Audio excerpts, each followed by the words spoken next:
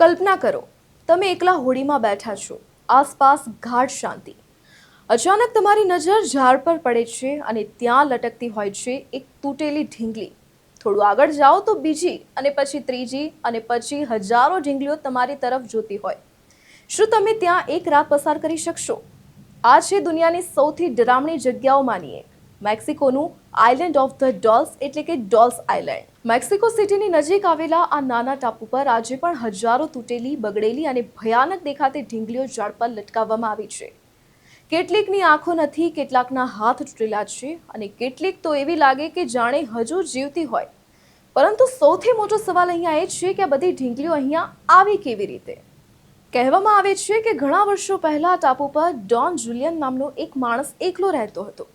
એક દિવસ તેને ટાપુની નજીક એક નાની બાળકીનો મૃતદેહ પાણીમાં તરતો જોયો. આ ઘટનાએ તેને હચમચાવી નાખ્યો.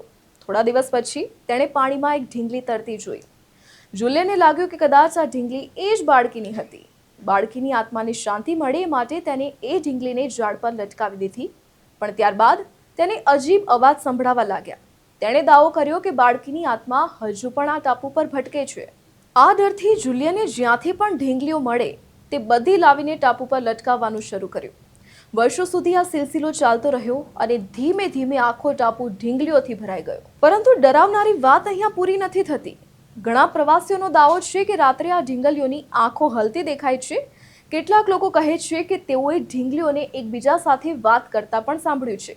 તો કેટલાકે દાવો કર્યો છે કે જ્યારે કોઈ નજીક જાય ત્યારે ઢીંગલીઓ તેની તરફ જોવા લાગે છે.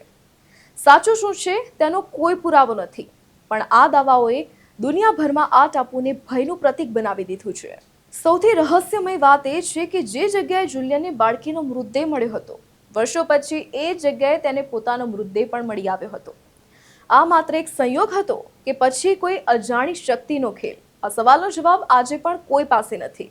આજે પણ હજારો લોકો આ ટાપુ જોવા માટે આવે છે, પણ સૂર્ય ઢળે પછી મોટા ભાગના લોકો અહીંયા રોકાવાનું ટાળે છે.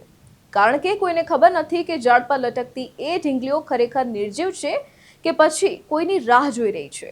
તો આવા જ રહસ્યમય વિડીયોઝ જોવા માટે કીપ વોચિંગ ન્યૂઝ ગુજરાત.